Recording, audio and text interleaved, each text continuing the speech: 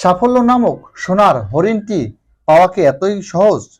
না, একজন নতুন কন্টেন্ট ক্রিয়েটরের কাছে এই সোনার হরিণটা পাওয়া ততটাই কঠিন আপনি যতটা সহজ মনে করেন। প্রায় 3 মাস পরে এই সোনার হরিণটি হাতে পেলাম। এখন দেখি এটা খুলতে হবে, খুলে এই অ্যাডসেন্সের পিনটা দিতে হবে। তো লেটস গো।